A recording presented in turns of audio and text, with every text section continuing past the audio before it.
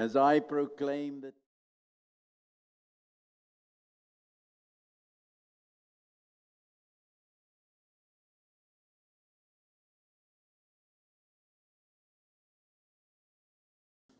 and the life, Him crucified. Therefore I came to you in all my weakness.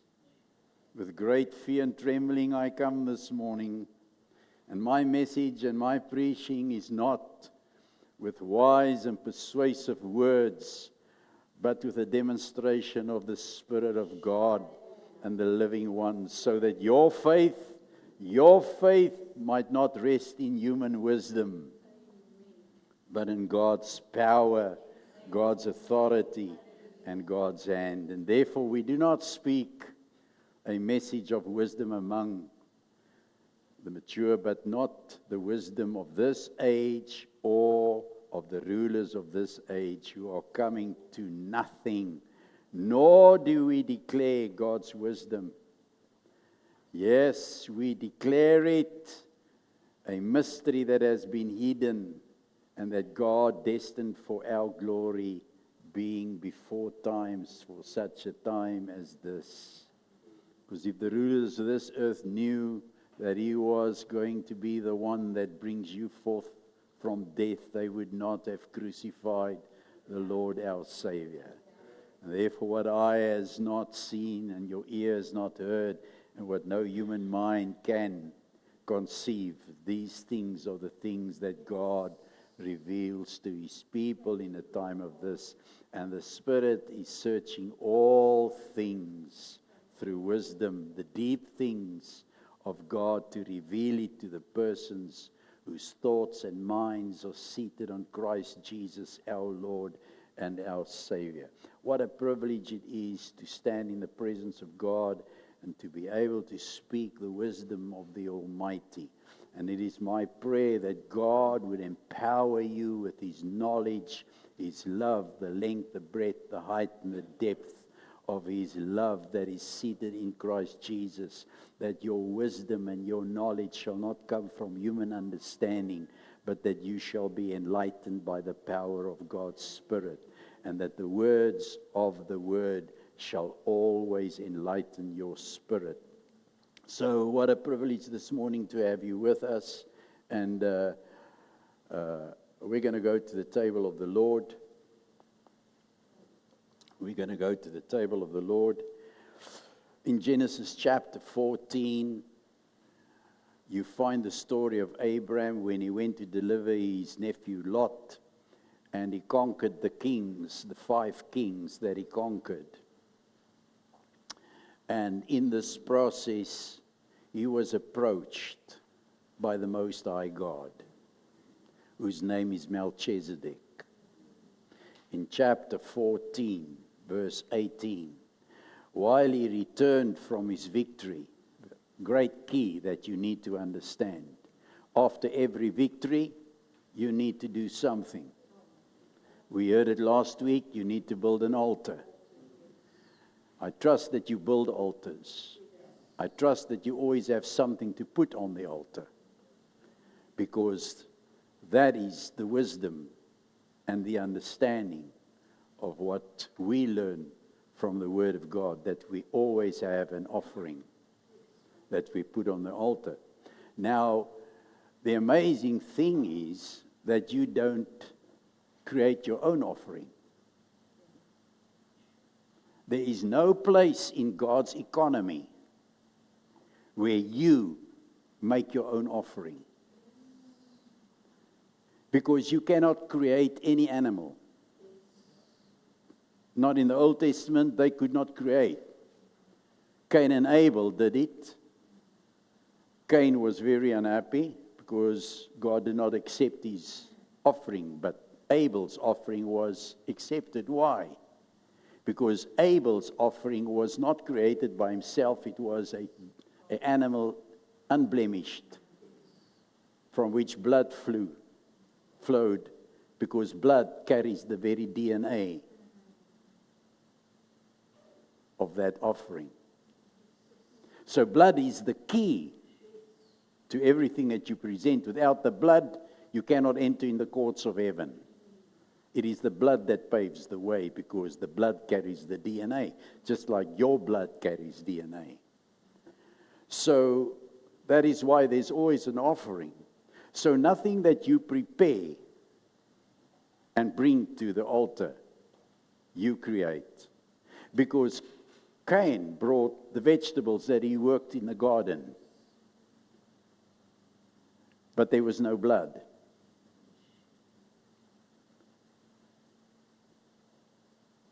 But when we come through the blood. So what you have in your hand, you did not create. You could not create the food that you're eating. You could not create the home. You had to pay it. You had to work in your sweat to get money, finances. The finances that you have belongs to God. You did not get it. It's all grace, all mercy. So even that, you cannot just bring. You did not work it. You did not save it. You would not bless it. You did not multiply it. You cannot. Because if you have no strength, you cannot work. If you have no mind, you cannot work. If you have no health, you cannot work. So you can put everything together. You need the Almighty in order to produce an offering. That is why Abraham, when he was on the mount, God tested him with the greatest love, because God gave him a promise. So when the promise came and manifested, God had to test him whether the promise was greater than God. God has given you all promises. The question is the promise that God has given you more important than God himself? That's why the Lord said, if I gave you the promise, Sarah birthed the son, now I ask you to give him to me. So that's not so easy if you've waited over 90 years for your son to put him on the altar. But he hesitated in no way to give to God what God gave him. So he laid him down on the altar. And he took the knife to kill him so that the blood of his DNA can flow on that altar. And God stopped him. And the Bible says when he turned around, he saw a ram. A ram. God provides his own ram in every revelation that he gives you. You cannot move or function in this life without God giving his own ram, but he's first going to ask you to give your first love. So RAM stands for revelation, application, and manifestation. God gives a revelation to Abraham. Then he asked him to apply it. And then there's a manifestation of God's grace and God's glory. In every breakthrough that you will have, that is the key. What does God do? He supplies his own ram. What does God do for every altar? This altar, that altar, that altar. Because the table and the altar in the Hebrew context is equal to one another.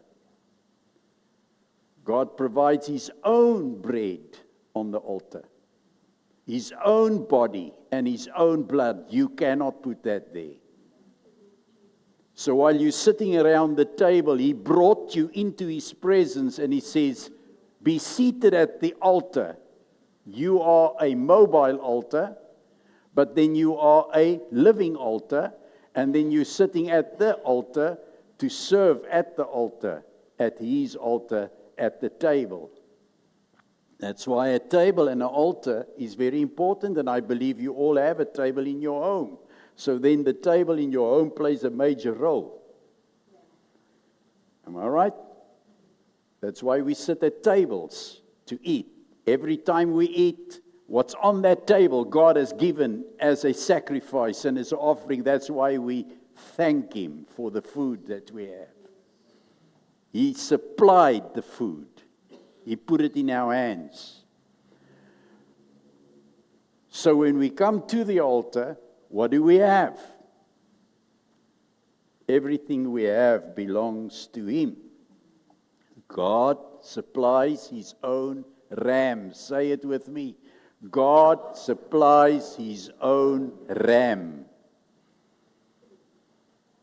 In the thicket, already the thorns were in His head, showing you that Christ is the fulfillment and the revelation of that ram. That He was to suffer on the cross of Calvary for your and my deliverance. But when Abraham went to deliver Lot, his nephew, he battled and he fought all those kings and he conquered them. He brought back his nephew with all the spoils. And then at that specific point, Melchizedek, the most high priest of heaven, comes to him. After every battle, God will visit you. After every victory, God will visit you to look at your heart. What do you think, what you feel, and what you experience, whether you would give Him all the glory. And verse 18, Melchizedek, king of Salem, later called Jerusalem, the city of peace, brought out bread and wine. This was the first instance where bread and wine was brought to Abraham in a covenant relationship. So bread and wine brings you into a covenant relationship with the Most High God. Here in this instance, the Most High God comes down to this earth in the form of Melchizedek, the high priest, who has no lineage, human lineage, no father, no mother, no family. He comes from heaven Himself. Reveal Him to Abraham, whom He raised in faith.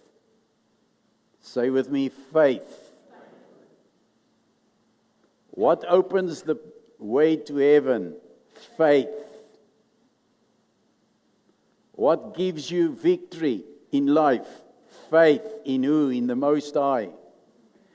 He brought out bread and wine for their nourishment.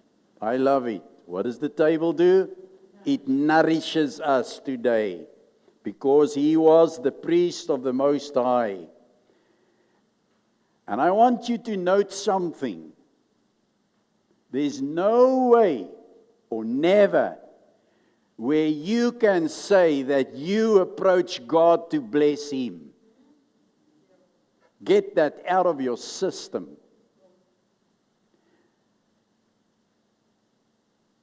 God first blessed you.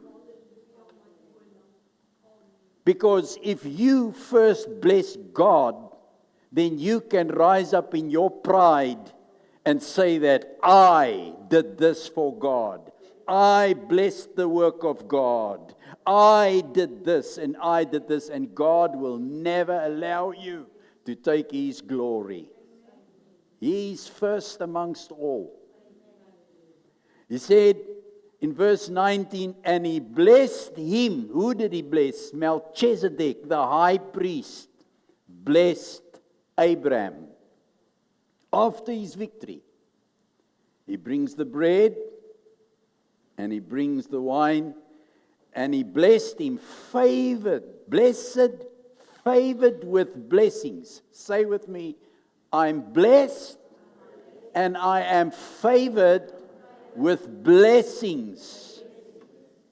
I am made blissful, joyful. As children of faith, whose father is Father Abraham, the father of faith. By the Most High God am I blessed. Say it with me. I am blessed by the Most High God, possessor and maker of heaven and earth.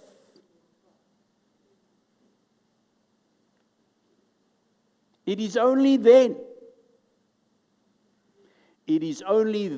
after the Most High God blessed Abraham that he brings a tithe to God.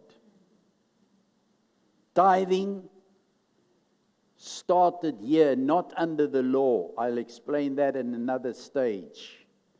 We do not tithe according to Malachi 3, which is a Levitical order. We are free from the Levitical order, from the law. We are under freedom, faith, under Christ, who came to bless Father Abraham, and he blessed the Most High with his tithe. Of what? Of everything that he took. No. Read the story. He never blessed God from the produce of the victory. In fact, he gave it to the kings who were with him. When they asked him, he said, no, you can have all that. I just want the men. It's a key. It's a supernatural key for your life and for blessings upon your life to understand, because many people give under the law. And that's why if you give under the law, you're also cursed with the law. So if you don't pay your tithes, your tires are going to fall off, they used to say. And your fridge is going to break. And because you're under the law, your fridge does break. Because you believe according to the law. But people who, like us, live by faith, we give by faith what God has already supplied to us. So we are always blessed. By what? By God.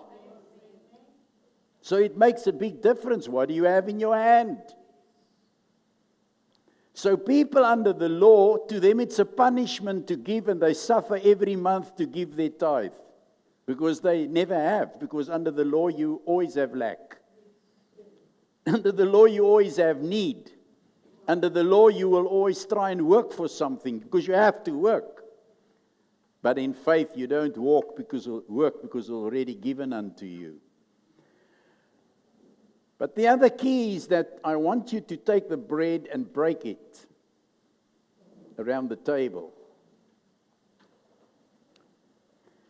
In that bread lies the DNA of Christ. This is not just symbolic this morning. We have made it symbols, or a ceremony, or a church thing. It's just a church thing. This is not a church thing. I want you to hold the bread in your hand. This is the body of Christ. It's the body. He says, if you eat this bread and drink this cup,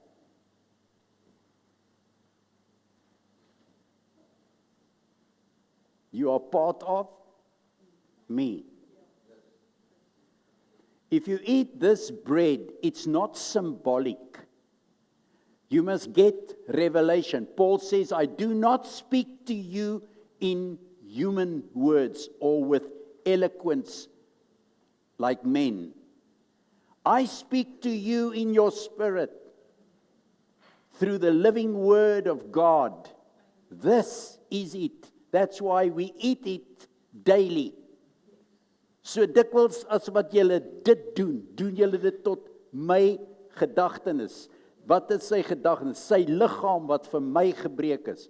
When I eat this bread, in this body came healing. His brokenness brought your healing. If you could understand the wisdom and the knowledge of that, you would eat it whenever you're sick, and you will be healed. You will be healed because in this body, just like in your body cells, is the very DNA of Christ Himself. So when He came to Abraham, He said, "This is my body." He says, "Abraham, from this way forward, every victory that you accomplish, I will supply my body and my blood as a covenant relationship with you, that you shall never lack. You shall never lack. You can always trust me." So when you eat this bread, just carry the image, the imagination,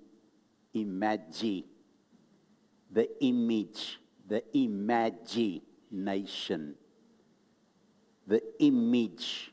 You were created in the image. Image. These are the words that you have to start thinking about the life of Christ. So when you eat it, I am actually eating the image of Christ. If I eat the image, the DNA of Christ enters my body and heals me. He is the ram that you're eating on the altar. His body on the cross was broken for you. When you drink this cup, you drink His blood. The life is in the blood, says the word. And the blood is formed in your marrow. Your blood is formed in your marrow. If that is a fact, then when this blood enters you, it enters into your marrow. And when it enters into your marrow, it changes your marrow to produce the very DNA of Jesus Christ in your life. Therefore, Paul says, we are one with Him. In Him we live, we move, we have our being. We are in His fullness, complete. Drink the blood.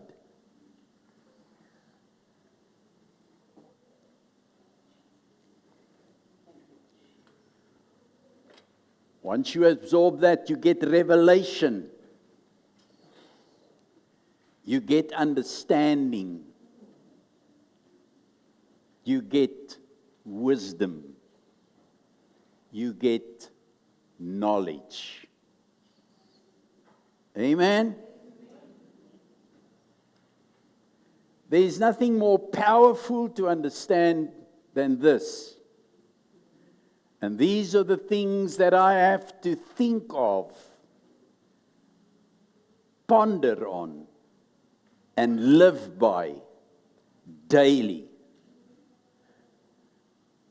So I put before you that you make sure that your house has an altar, a place where you meet with God, whether it's in your dining room or in your bedroom or in your sitting room, wherever your lounge, wherever you are, you must have a place where you sit and meditate with God concerning your life and your future.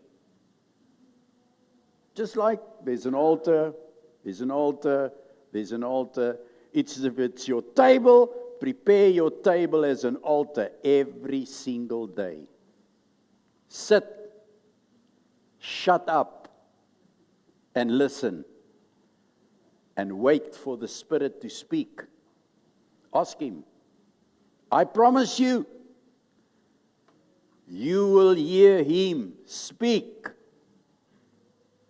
He will instruct you. He will guide you. He will inform you concerning your day.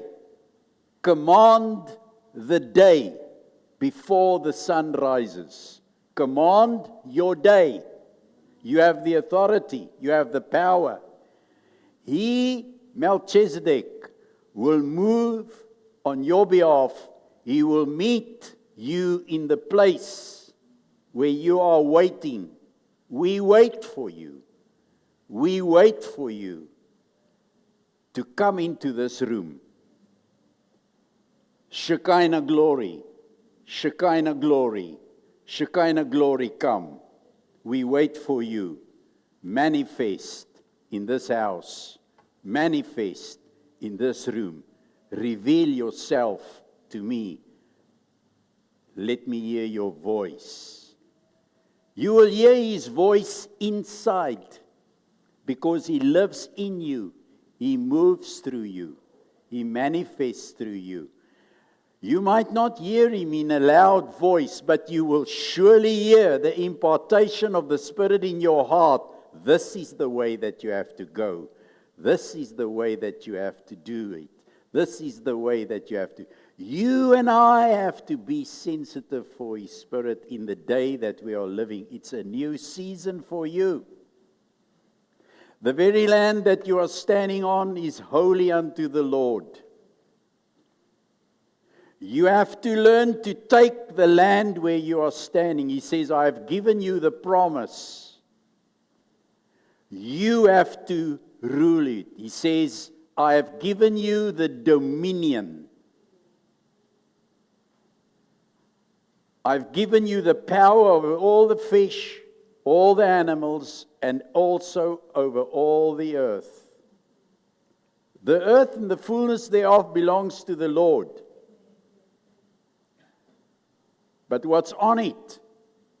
I cannot come and rule for you because I've already given you dominion. I've already said I've given you authority over all sickness, all things, all loss. When are you going to start using your voice to speak authoritative to your problems, to your crises, or are you going to allow the enemy who is subject to you? Get this thing out of your mind that the devil has power over you. It's a false teaching and it's a lie. I'll tell you why, because Jesus Himself declared that I've given you all power and all authority to trample on snakes and serpents. But if you allow the serpents and the snakes and the scorpions to bite you, then it's your problem. You don't exercise your authority. Get up from your position of loss. Get rid of resentment. And get rid of all the things that people has done to you. Put it behind you.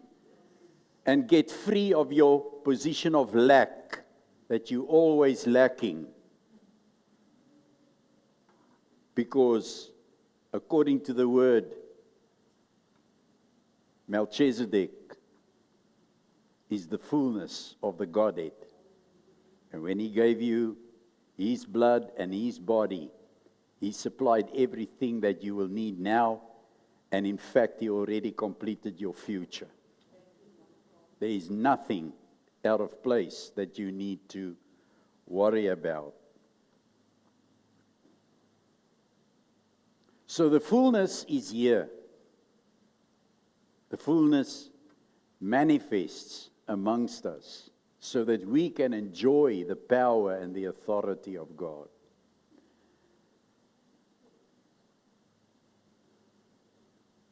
So we do not speak to you through human wisdom.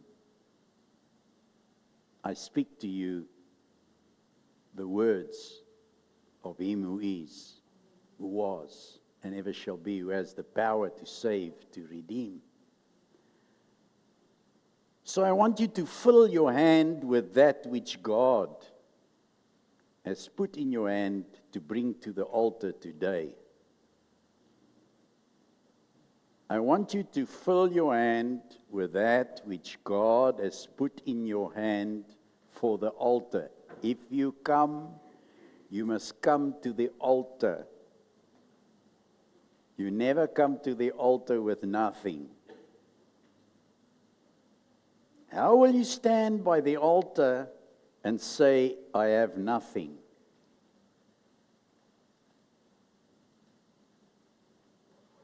Because what I have, I give. Silver and gold I do not have, but what I have, I give. So people say, oh, is it about the money again? No, it's nothing about money. It's about energy. What? Energy? Well, you needed energy in your body to do what you did. You needed the wisdom. You needed the knowledge. There's no way that you could not, there is no other way that you could accomplish what you accomplished if you did not have your body. So people battle because they do not think of these things, and therefore the just blessings bypass them and go through and up and down. But God paved the way, and He did it the right way. So I want you to fill your hand. If you don't have, ask the guy next to you for 10 cents. It's simple. It's not the amount that you give.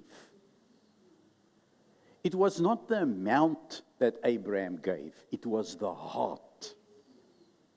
And when we bring our offerings and our tithing and service or it's worship, it's what's in my heart when I step into the presence of God. If my heart is ordered and my heart is right, anything can happen. If my heart is wrong, it's better you keep your money and your offering. Please don't come. Want jou hart is verkeerd.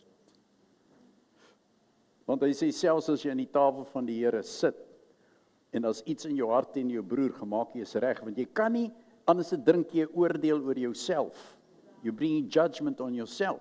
So you can't come to the altar and say, I put into the altar on the altar my blessing, whether it's your 10 cents or 1 cent. Jesus stood and He sat at the altar, and He was watching everybody that was giving. Was He watching what they were putting in? No. He was watching the attitude they had when they were coming. Some gave out of their abundance.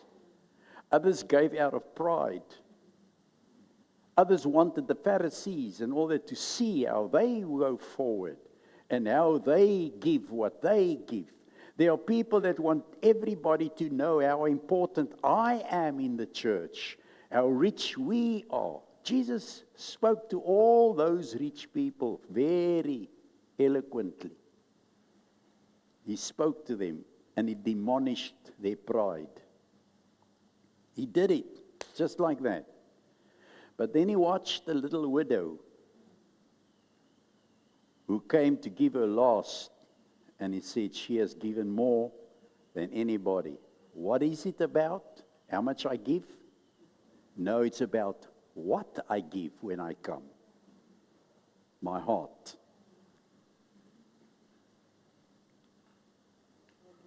There was another widow who said, I only have my last bit of oil when the man of God came. It's the same as Abraham. It's all the same. It's the same as the widow. I only have a little bit of oil, and it's the last bit of oil for me and my son. That's all that we have. God knows exactly how much you have. But then He puts a question to you. Are you going to trust me? Or are you going to trust your oil? I'm the giver of the oil. Are you going to trust your boss? I'm the one that fills that bottle. So you're going to trust that I made it. I supplied you with it. What are you going to do? So she gives it, and the oil never stopped again. Ask anybody that walks in faith. Ask anybody that walks and understands the principles of God's word. If you give under the law this morning, you are under the law. You're cursed. That's what the Bible says, not Joseph. The Bible says he who lives by the law is cursed and must live by the law. You must apply all the principles of the law. and you will be judged by the law. And then in Galatians he says, if you live by the law, then Christ means nothing to you, because you do not apply his blood. His blood has no power for you, because you like the law more than the blood.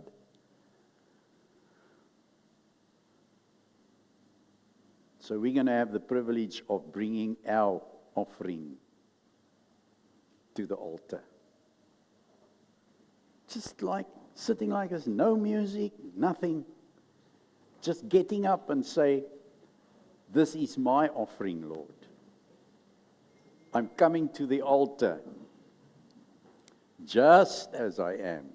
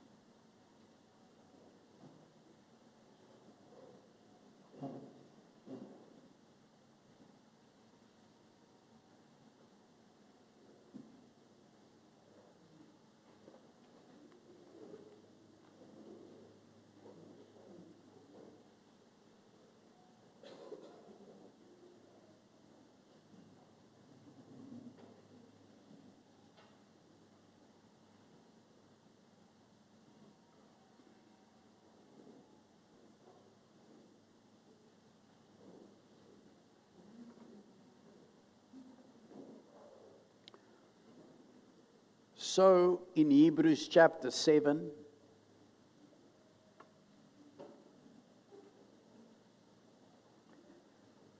verse 1, it says, for this Melchizedek, king of Salem and priest of the Most High God, met Abraham as he returned from the slaughter of the king and blessed him. And Abraham gave him a 10th portion of all spoil, he primarily, as his name when translated indicates, king of righteousness, and then he is also the king of Salem, which means king of peace.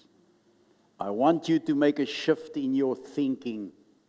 Never, ever, and if you have done that and lost the sight of what you are doing, when you are giving portions or sowing, I don't care what, whether it's a 10th, some people give a 10th, some give 20, some get 40. He says God loves a cheerful giver. Whenever you give, whether you give somebody a meal, whether you give somebody a lift, whether you give somebody fuel, whether you give somebody, you are still moving in faith, blessing the body. I want you to realize this, the body of Jesus Christ. So don't think if you bless other people, you are not blessing God. Get it out of your mind. But whenever you give, never again, if you think you have to give of your produce and it's difficult, keep it in your pocket. When you give cheerfully. Never think that I'm going to lack this now, this month, my tithe, or what, if you're a tither, because we do give tithes. We are tithers. But we're not tithers under the law. We're tithers under the blood. It's totally different. There's DNA in the blood. So, never again let that come in your mind, because that's punishment under the law. Whenever you get to the end of the month, everybody can testify of that. Anybody can testify of that. When he's first in my life, I never lack. You can think, I still have to do that, then God will supply. You can think, I'd love to have a rest, then God will give you a holiday. You think, wow, how am I going to come? And you bypass and say, wil jy nie vandag saam met ons eet nie? Waar eet jy?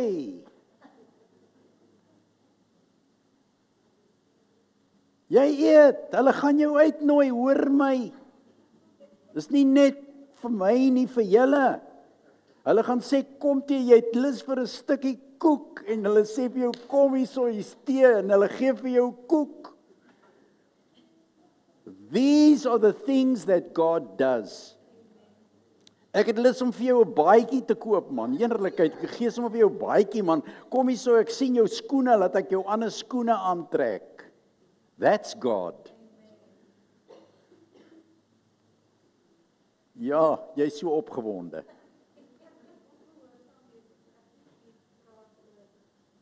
Gee net die mikrofoon. Ja, ons is besig daarmee. Die diens gaan lank hou nou vandag.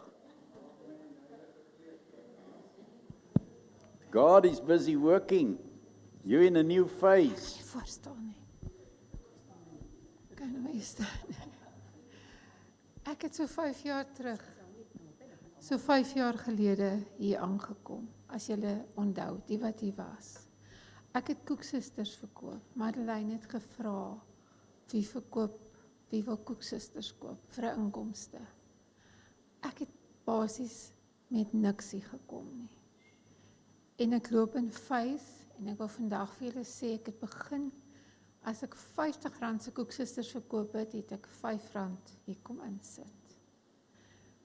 En vir die laaste 3 jaar, ek kan vir julle sê, vandag staan ek hier, and I lack nothing. So ek loop in Face, met elke R10 wat ek kry, gee ek my 10de, ek sê vir julle, dit werk. Dis al wat ek. Amen. Daar's 'n living testimony. As ons nou die vloer oopmaak, gaan julle spring en in die ry staan en sê, dis waar, dis waar. Steek maar net jou hande op en sê, ek sê dis waar, Here, dis die waarheid. Hier's 'n lewende getuie, Here, testifying the courts of heaven that what God does, He does perfectly. This is all. I want to say to Voice that Voice has entered a new dimension.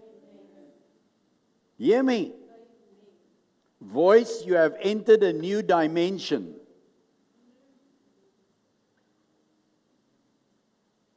God told me through a dream this week. I dreamt twice.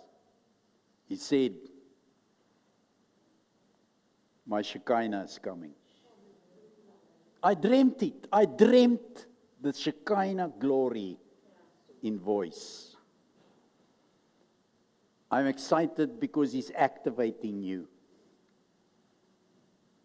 I'm excited because of what He's doing in your life and how you are rising above all circumstances. No sickness, no disease. All you have to understand is when you get home, prepare your communion. Make sure you have the communion every day at your altar. Before you leave home and before you sleep, have your communion and put the word there, and then you pray and you thank God for His DNA in you and His provision, and that He will lead you through this day and supply all the jobs, all the finances, all the contracts, all the sales that you get. And I want to tell you one thing. I've given you dominion over all the earth.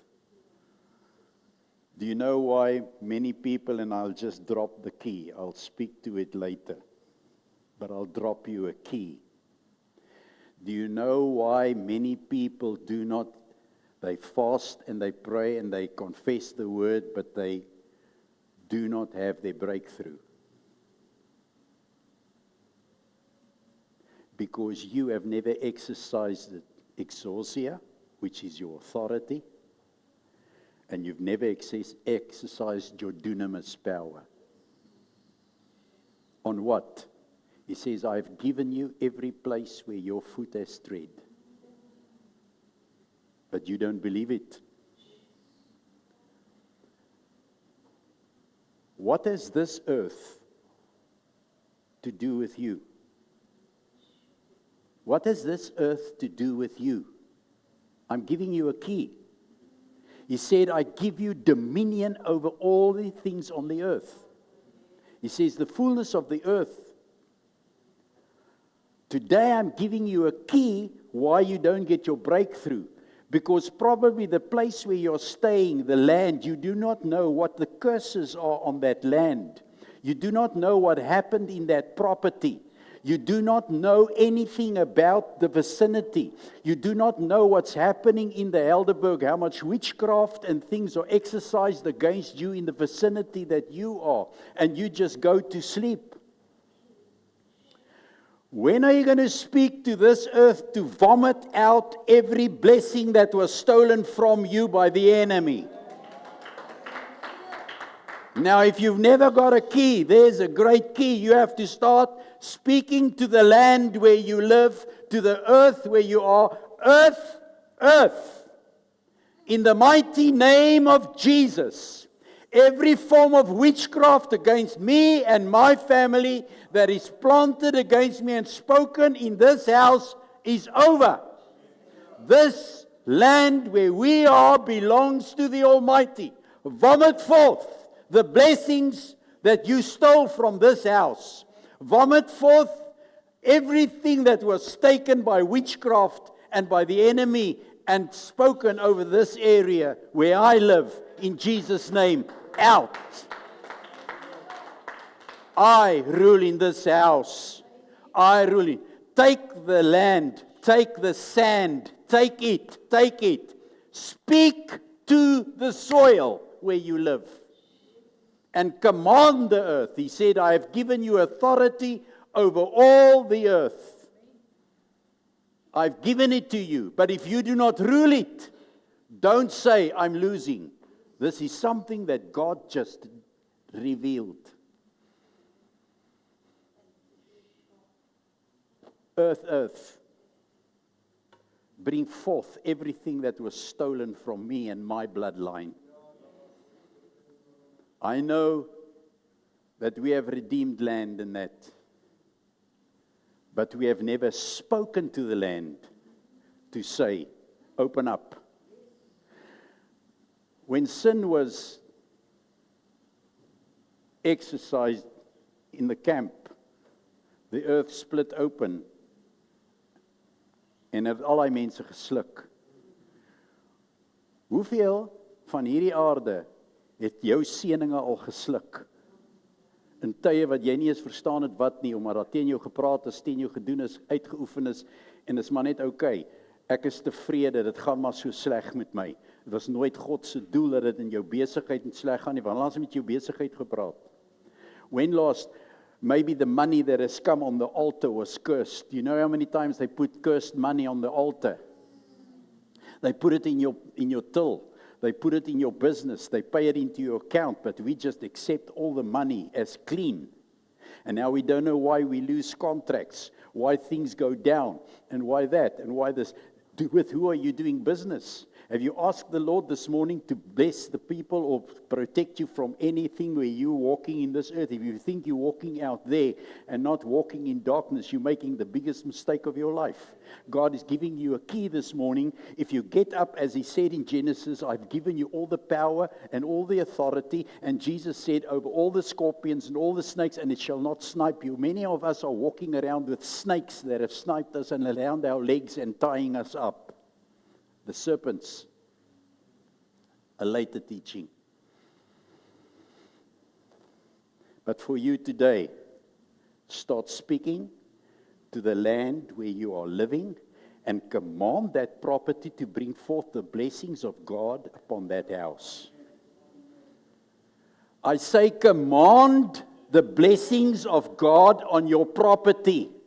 Command the blessings of God He has given. That's why the courts of heaven are there. Go into the courts and say, I stand before the righteous judge, and every judgment that the enemy has brought upon me or condemnation upon me and my house, I stand in the blood, the very DNA of Christ, and I speak life. I do not speak death. In this house, this property, this place, this business, every place where you put your foot, I will give to you. Why don't you take it? Why don't we take it? But we rather suffer and say, ag, die duiwel het my alweer ondergekry. Die pes is alweer hier onder ons. Amen.